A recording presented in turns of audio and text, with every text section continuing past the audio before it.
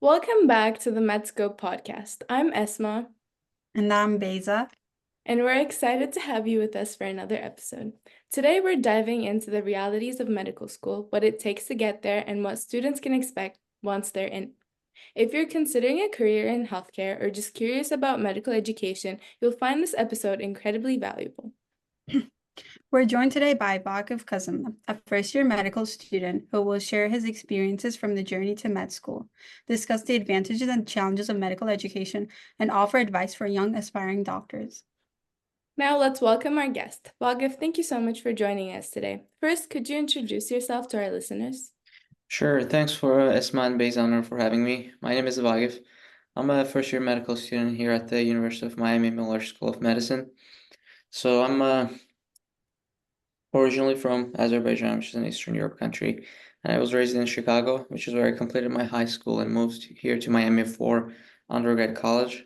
So I did my undergraduate degree in biomedical engineering, and through a special program called Medical Scholars Program, I was accepted to the Miller School of Medicine, which is also in the part of University of Miami, and that's where I continue my medical education. Mhm.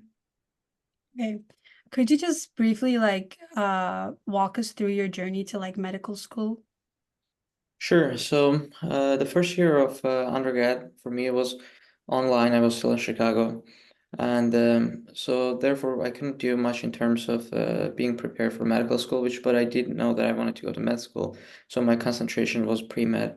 At the time I started biomedical engineering, and mainly it was in my sophomore year, which is when I started doing extra things for applying to medical school, such as research or a medical mission trip. And I did a medical mission trip to Kenya in the summer of my freshman year, moving to the sophomore year. So between my freshman and sophomore year was the summer where I did the mission trip to Kenya. And I've read about most undergrad colleges have this program that allows their own students to apply and get an early acceptance to the medical school of the same university. So for us, it was called Medical Scholars Program. Some colleges it's called Early Assurance Program. Some of these programs allow the students to apply from outside of the school. Some of them are only for the internal students. So for the University of Miami's Medical Scholars Program is only for undergraduate University of Miami students, as long as they maintain a GPA above 3.75, and then SAT score at the time of application was over 1350, then you get an invitation in your sophomore year to apply to this Medical Scholars Program. And then if you get accepted through everything else, which is your GPA, extracurriculars, and whatever you have up to that point by the end of your sophomore year, then there's an MCAT requirement that you have to complete. And if you choose, you can also start a year early. So that's basically the program that I was accepted into the University of Miami Miller School of Medicine with. But I choose to study the fourth year and then continue, which is also another option. You can either skip your senior year or they guarantee you a seat in the first year of medical school, even after you finish your senior year. So for biology and chemistry majors, even if you finish a year early, you can still get your degree because your first year Miller School of Medicine classes credits contribute to your graduation. But that wasn't the case for engineering, so I chose to have my engineering degree because otherwise I wouldn't be able to complete my graduation requirements if I were to start medical school.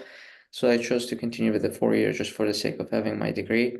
And yeah, that's basically how my transition to medical school was without any gap years. Thank you. But I'm not sure if you mentioned it, but what was that point in your school time that you decided that you wanted a career in medicine?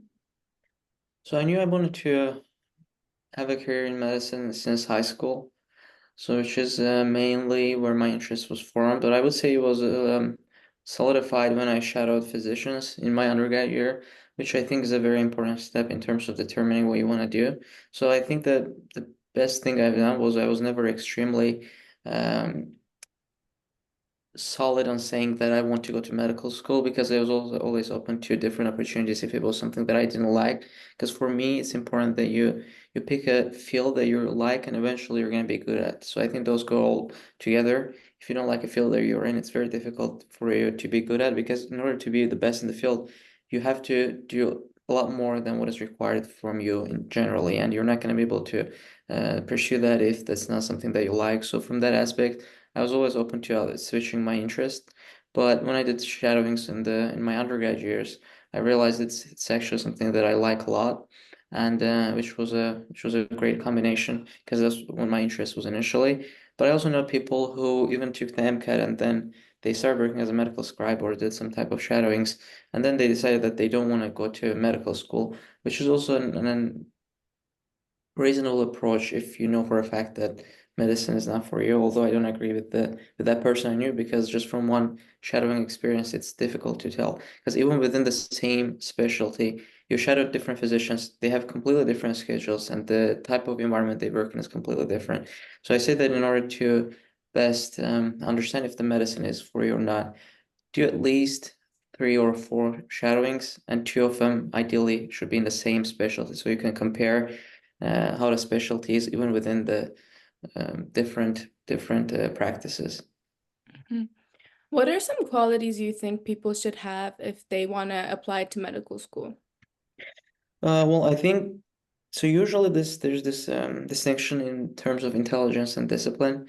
So I believe there is an extent of an intelligence a person should have, but I do not believe in its being something internal and you cannot change. Some people may believe wrongfully that they may or may not be intelligent enough to be in a specialty in a certain field. It can be a law school, it can be engineering, it can be a medical school, it can be a history, whatever you think. So I think there is an aspect of an intelligence, but it's something that can be built, which is what you do if you study for an SAT or an MCAT. So intelligence is basically in the medical field is defined as an ability to adapt to new environment or new things. So come up with a solution. That's basically the definition of intelligence. And anybody can develop that after preparing for, let's say, an SAT. Prepare for an SAT. It's something that you don't memorize certain information, but as your skills grow, you can better make a decision at the point and choose, let's say, the correct answer among the other given ones. Same with the MCAT, because MCAT, half of that I think measures the intelligence of a person, which is not any previous information is not required. So you make that decision solely based on the passage that you were given and the, let's say, biochemical information that's within that passage. So you have to only come up with it. So that is an aspect of the medicine where the intelligence of the applicants are being tested. But I believe that's something that can 100% be developed. So that's the reason why I'm mentioning that is since it's something that can be developed later on, it ties back to the most important factor, which is the passion and discipline that you want to put in. So as long as you put enough work and the discipline into the field, this is not solely on medicine. I'm pretty sure you guys would agree. This is in any field of life. As long as you put the work for it, which if the passion is combined, it's awesome. Then you're gonna see the results. So I think therefore the important thing is having interest in the field and then being able to spend a lot of hours for it because it never stops and never stopped for me in undergrad. Now it's actually even in more intense, and it's gonna be probably like that through at least throughout the residency, and even physicians day by day they learn everything new. So if learning and putting the time for you is not a problem, then I think it's 100% achievable, and the person should expect to see some great results if they put the work required for it. So I will say the biggest thing is the discipline and passion, and then the rest is easily accessible. So you should definitely be a hard worker. Yes, and more importantly, you should be able to be ready to be a hard worker because even throughout a person's life, you're not going to have times where you consistently work hard. There'll be times where you're good at your studies, you're disciplined. There'll be times where you're unmotivated. So, but in general term, you should be ready to spend a lot of hours studying, even if it's not something that you like for a very long time. So, yeah. I just want to go off of the MCAT. Like, do you have any like study tips or like, I guess like, how did you prepare for it and like just in general? So, as I mentioned, so the MCAT has I would say 3 major type of questions that test 3 different areas of an applicant. One is just your background knowledge in the scientific background knowledge in biochem, biology. Some questions, for example, are just not even based on passage, and they're solely based on the information that you learn while preparing for the MCAT. Let's say what type of amino acid is arginine, for example. This is a type of question where you don't take it out of the passage, and then you just have to know it if you know how to answer. So for that aspect, the important way to prepare for it is just a content review. So content review, learning and then reviewing it continuously. I used Anki in the past couple months of taking MCAT, because Anki is usually not a good source of learning, but for reviewing. So in order to best retain information, it's best to learn conceptually. So that's why before you actually repeat the information, you try to learn information by repetition, you have to conceptually understand it. So that's why in the beginning, I think it's important to read the concepts or watch the lectures and then review the content. So that's, if you do that, then 1/3 of the MCAT is basically done. Another 1/3 is just coming to the conclusion from the passage. So this does not necessarily require you to have an information of that regarding that question prior to taking it, but rather than you just read the passage and try to come up to a conclusion based on your critical thinking skills. So this is something that you can solely develop with practice. So this is as you do more and more passages, more and more questions, you're going to see that your results tend to be a lot better than what you initially started with. And the third one is the combination. So this is not very necessarily important in order to discuss how to prepare, because it's basically the combination of two of them. So it's basically the passages given and you combine your previous information and try to come up with an answer. So basically, this comes down to two different types of studying that anybody should do prior to taking MCAT. One is the content review. You should be very familiar with the content, especially there's a list of the things that usually come up on MCAT. You should be basically up to date with that information. And then a lot of practice. I think UWorld is a good source for practice because it's relatively more difficult than the actual MCAT, and so it prepares you better for the real MCAT. It feels easier. And for the content review, I don't want to point out any specific resource. I used Princeton Review, but it's just, I would say it's mainly coincidence. I didn't necessarily pick Princeton Review, and I'm not gonna say it's better than other resources because I haven't tried. But I tried many resources for practice problems. I will say, especially towards the end when you are good with the content, UWorld is best in terms of practice. But for the content, there is not like a single best resource. Whichever one fits better for the individual need. Thank you. Now that you're done with your undergrad and like you're like in your first year of medical school, like I just want to ask like what was like the biggest like adjustment you had to make like going from undergrad to like medical school? Right. So in undergrad, I did an engineering, which is as a pre-med, especially, it's relatively more of a difficult major compared to some other things that I could have selected just for the sake of being pre-med. So if the major that a person is studying in undergrad, the field is relatively challenging, like such as let's say computer science, engineering, or something that takes some time, then especially then it's going to be a bit different from the medical school, because the main difference I've observed in my undergrad years is the engineering concepts, they may get difficult, especially towards the last 2 years of the undergrad, but they, as of volume, they're never high. But in medicine, in the medical school, it's quite the opposite. Conceptually, learning things aren't that difficult. There aren't for most part, there aren't like difficult concepts.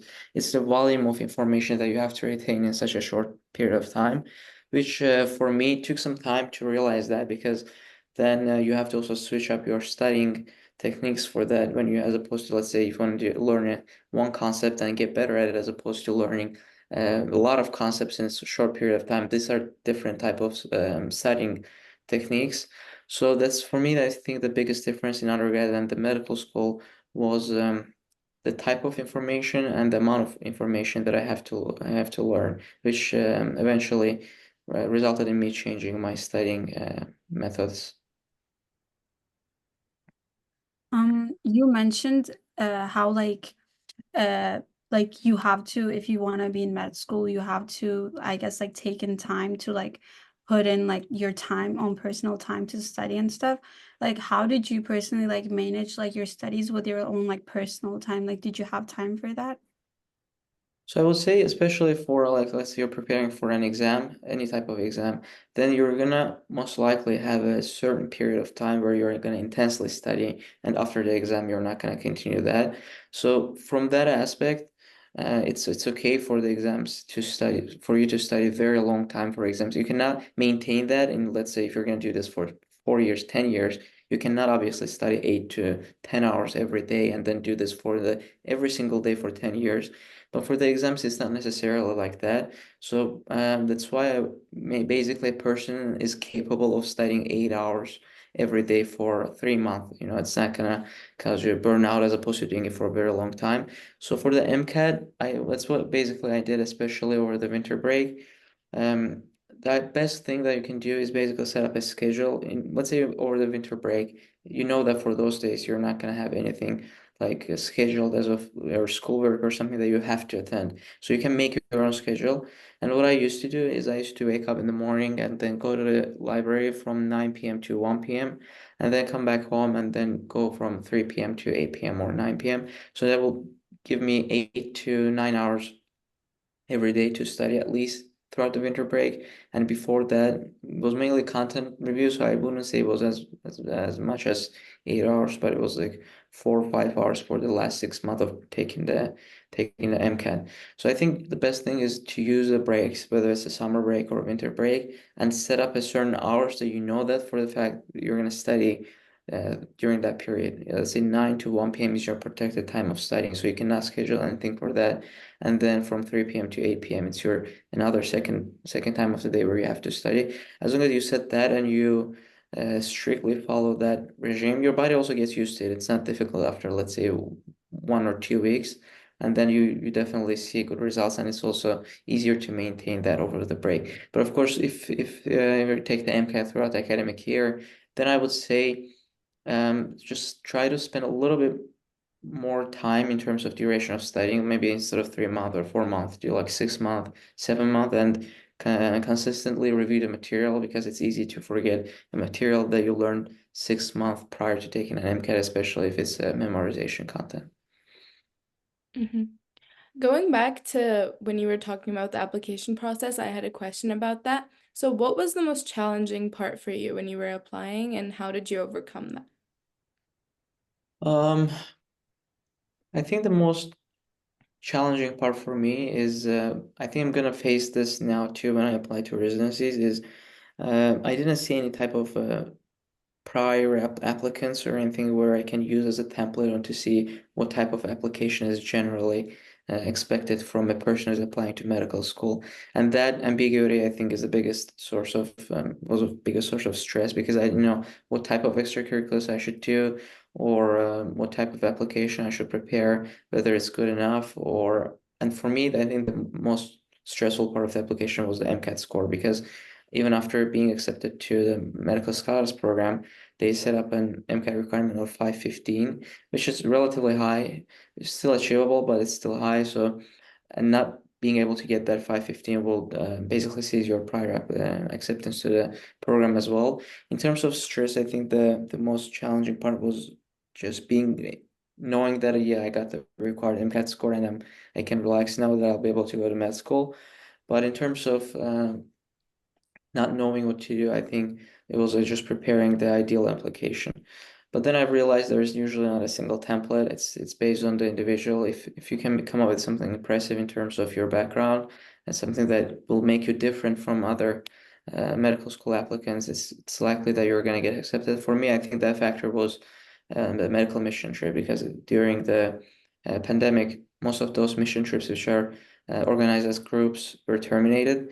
So I talked to the hospital administration in the Kenya, and they allowed me to come and do a trip there, which I don't think many other, if any, students had that because of the pandemic. I know that those programs were seized. So that was one factor that probably helped my acceptance into the medical school. So in general, I would say just having an application that puts you different from others is the biggest advantage. Okay. Thank you so much for that. Do you have any other like examples of what can set aside the applicants from like the rest, like any other stuff they could do? I think in general, anything that is impressive to you is most likely going to be impressive to them. And since they do this for life, let's say admission committee, they usually can tell if, let's say, an activity is legit or not, if it's worth of something talking, and if they also, you should be prepared to talk about those in the interview if you get an interview to the medical school.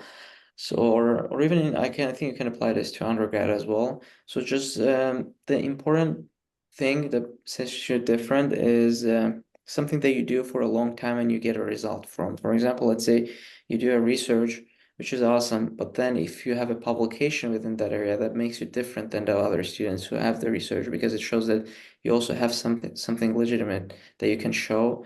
So it wasn't just you went there to your lab every weekend and then that's it. That's what you consider as your research experience. So I think what makes you different is something that's presentable that other students will not have. Or just it can even be something that everybody has, but you have just a larger volume of this. You have many research that you've been doing throughout the years, and your letter of recommendations show that you have spent a lot of hours in the lab. Your professor is giving you a good reference as well. So I think there's not like a single thing that I would say that a person should do, but if it's impressive to you and you know it's impressive, then they'll probably like that as well entering the application.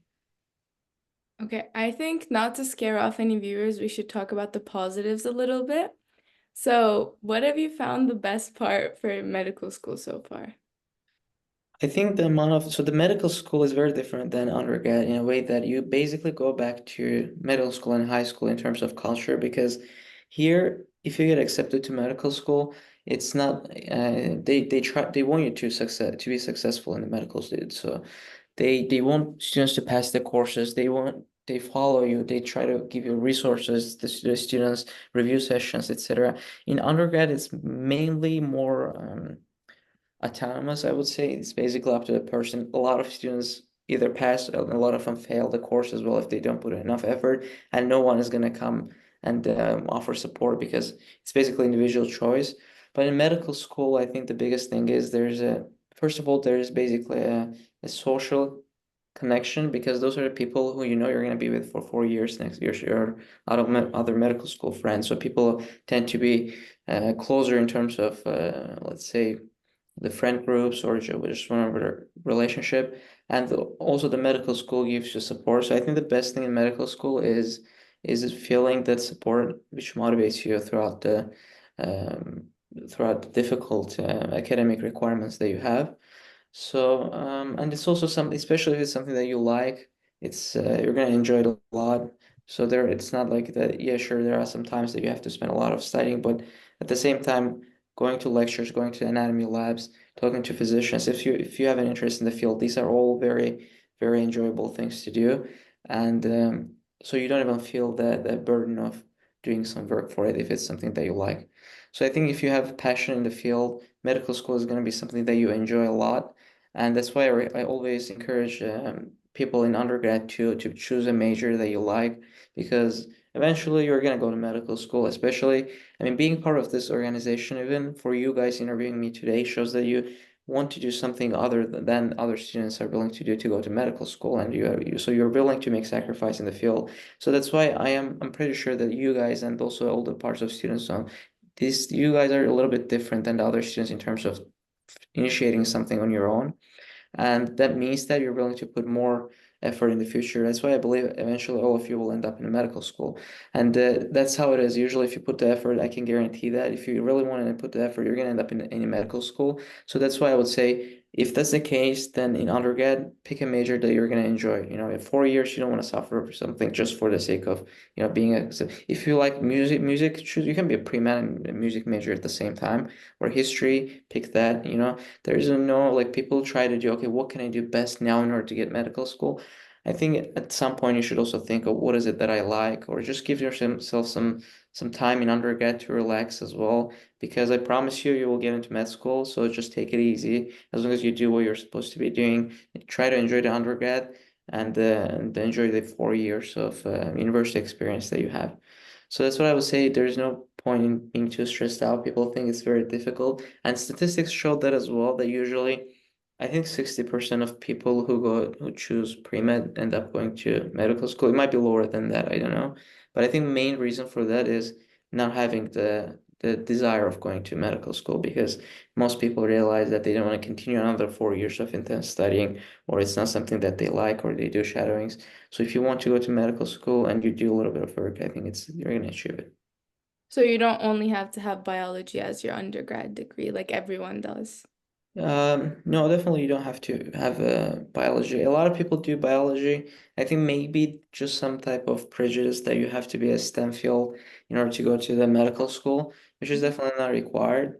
But what I would say, the only exception, the small exception, which is not a big factor to consider, but if you have to, if it doesn't matter for you what you do in undergrad, you don't know yet, choosing something more challenging, as long as you have a high GPAs, might be slightly helpful, because medical schools know that getting a 4.0 GPA in engineering is obviously more valuable than getting it in I'm not gonna say like a specific major, but in relatively easier major, where it's like for example, in our school there are majors where it's getting a perfect GPA is extremely easy as long as you put slight bit of work, and medical schools know that, so they value your slightly lower GPA higher than another person's very high GPA from an easy major. But that's such a small factor that I think it's not worth, just for the sake of that, choosing a major that's challenging if you hate it. So therefore, as long as you're pre-med, the being pre-med concentration, the only thing is you have to take some required courses prior to studying medical school. So as long as you take those courses, it doesn't matter whatever you do in undergrad. So just pick whatever you like. Okay. Thank you. So what do you think are the advantages of pursuing a career in medicine, like both in medical school and like beyond that? What do you think are the advantages? I think the biggest thing is the fulfillment it gives you when you work as a physician, when you help people. Especially now here we have University of Miami is really good in that, in terms of taking care of the community that we are in. So we have this docs program where medical students go to underserved areas and they provide free screenings, and then they help them get free insurance with the Jackson Memorial Hospital, which is the University of Miami's county funded hospital. And just being part of those programs, or going to talk to people, try to help them as medical students.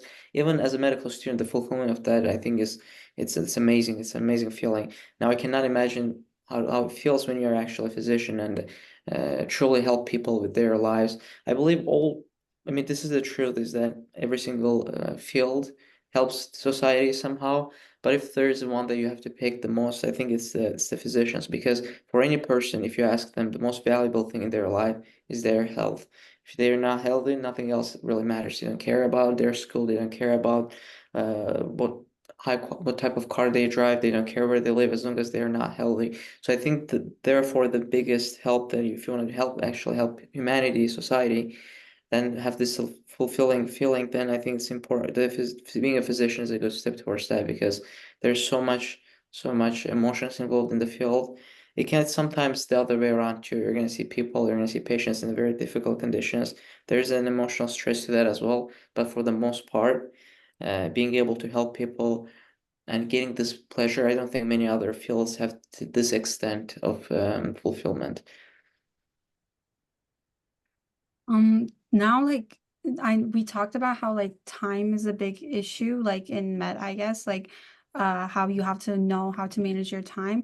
Do you think this is gonna like be extended to after you're done with like medical school, like in residency, and like, or when you are in the career of your choice?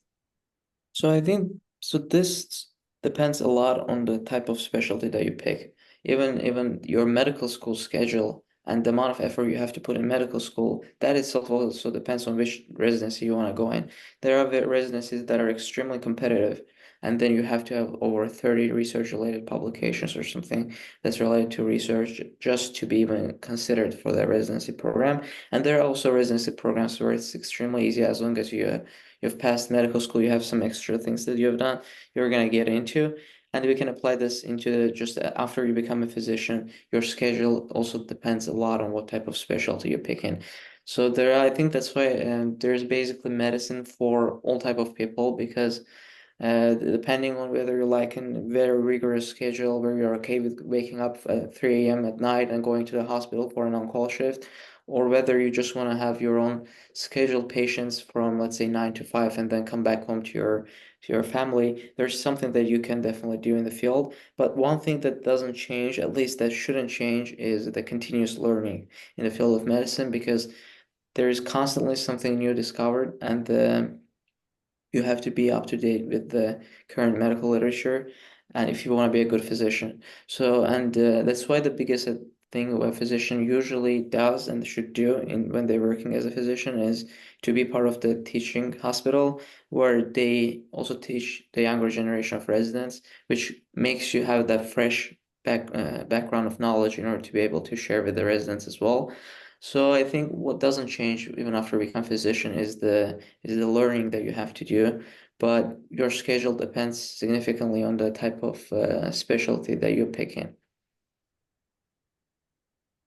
Like I guess going off of the different career choices, like looking ahead personally, like what do you think you want to be and like what are your like specific goals and like I guess Mhm. How what did you choose yeah. that for you? Yeah. So currently I want to go to some type of specialty in surgery.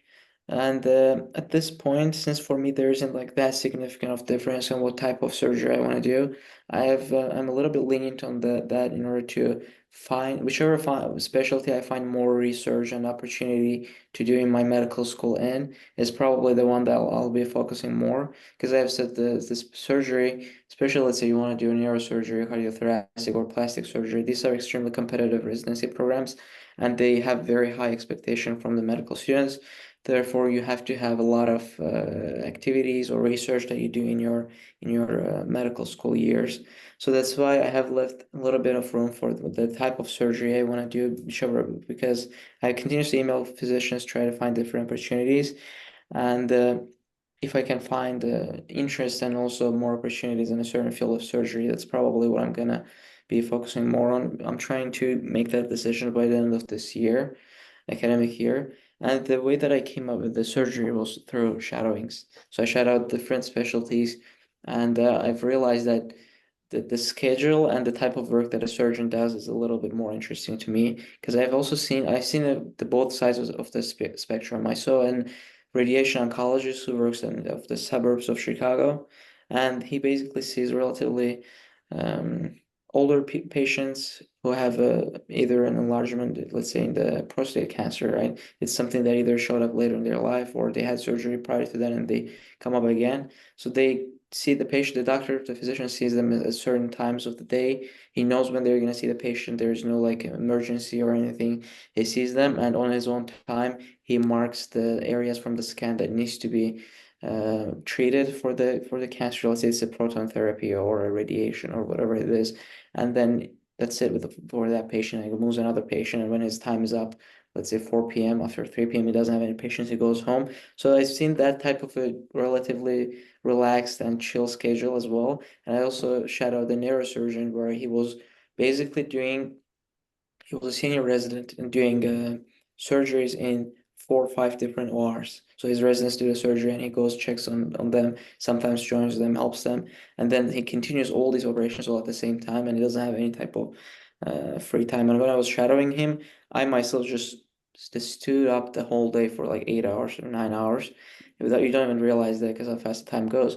So I've seen both ends of the spectrum, and I think uh, for now, at least, I'm not sure if that stays the same. I'm interested in this schedule. It's a little bit more rigorous because, as I've said, if you're interested, I didn't even realize how fast the time went by, and it's basically more interesting and engaging. I think if this field is more active and it makes you continuously do something, then I personally enjoy that type of field more. But then I also have friends in medical school who hate that type of schedule, so they want to either go to, let's say, become a pediatrician and see the work with the kids and they have a better schedule and more focus on more positive emotional aspect of the medicine as opposed to seeing patients die every day in AR.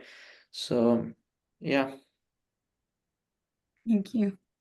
What advice would you give to high school or early college students who are considering a career in medicine? Like, what should they do? I think try to be involved in the field as much as you can. Because I've realized how much, especially I'm not sure if it's related to the University of Miami Jackson Memorial Hospital being a teaching hospital, but I was never turned maybe that's a lie, but most of the time I was never turned down when I asked for, let's say, shadowing a physician or working with them or trying to talk to them. So I think just don't think that just because you're a high schooler you cannot be involved in the field of medicine. It's too early. People love to teach the younger generation, especially in the medicine. It's a field that they do it continuously, and even if as a high schooler, try to find some networking, some resources that'll help you with your applications in undergrad, sure, but I'm saying even beyond that, just for your own self, just to have that interest in the field, actually to find out if you have an interest, and if you find out you do, then being more involved, even at the medical school, having those networks of physicians, or just knowing a lot more than other students when you're by the time that you're a medical student. Those are really great things, especially for someone who wants to have the career in medicine. So my biggest advice is don't think that it's too early for anything. Shadow a lot of physicians. In high school, I think you have a lot more time. Maybe your schedule is not as free because you have to be in school between certain hours, but you definitely have a lot more time after school where you can do something that's involved in the healthcare. So I will say don't think it's too early for anything. Try to be involved as much as you can and talk to as many physicians as you can. And eventually like 2 or 3 out of 10 will turn positive on you and then just open some opportunity for you that you can continue for a very long time. Is there anything you can say like, oh, I wish I did this back in high school or like in college? I think maybe just I would say learning about human body in general. It's so I have in medical school we have certain I didn't take any gap years. We have medical students who took some type of master's course, let's say biomedical sciences or some type of health related field, and they have a good background in anatomy or physiology, and so they can focus more on the aspects that they don't know well or they're more interested in medical school as opposed to learning them from the beginning. So I will say that it's never too early to learn about the human body, human anatomy. And in the undergrad, although it's not part of the pre-med requirement, you can take anatomy and physiology courses just to have a general idea of what's going on before you start to medical school. So I would say if I were in my high school years when I have a lot of free time, I will start learning about human body, try to gain as much information as possible because in medical school there's such a high volume of information that you have to learn. It's impossible to learn everything to a very small detail in a short period of time. That's unless you have a basic foundation of a general information, then you can focus on the details and know everything about the human body. So if I were back to in high school, I will, as I've said, I will be involved more in the field. I will shadow more physicians, and I will learn more about the human body, and also do more in the research area. Because if you start research early, you continue with that researcher for a very long time, it's very likely that you're going to see some type of result, whether it's a publication or some great like a discovery in the field that will push you so much ahead. I know that you used to be an active member in the White Tulips Health Foundation's High School Student Zone department. Would you say that the opportunities they offered has like ever helped you in your journey? So in terms of using the opportunities, I actually established Student Zone in 2022. So at that time, it was just me and the Sibel Hanım in the Student Zone. So in terms of having these type of me opportunities, I couldn't utilize them. I could only basically set them up for the students that we had at the time. So, but I think that itself was already a great opportunity for me. So yeah, sure, I couldn't utilize it. And now I think you guys have frequent meetings with the different like physicians or just any type of meeting that keeps you ahead in the field. But I didn't have those type of opportunities because we just established Student Zone. But overall, just trying to talk to physicians, trying to set up meetings, and just in general setting up and starting an organization, I think that was from a different aspect. It was a great opportunity for me. I could discuss that in my applications as well, being part of the Student Zone, and yeah. So in terms of that, I think it was pretty helpful. Okay. Thank you so much for your insights with us today. It's been incredibly helpful to hear firsthand what medical school is like and what students can do to prepare. Yeah, thank you guys for having me as well. As I've mentioned every single time, you can always contact me if there's anything I can help you with, and I will be more than happy to share my insights as well. Thank you. Now, to our listeners, we hope you enjoyed today's episode and found it inspiring. Be sure to follow us on social media and visit ytulip.org if you would like further information. And just in conclusion, today's episode provided an inside look at medical school, exploring both the advantages and disadvantages, and offered practical advice for students aspiring to pursue a healthcare career. And remember to subscribe, leave a review, and share this podcast with your friends. Thank you for listening, and we'll see you next time.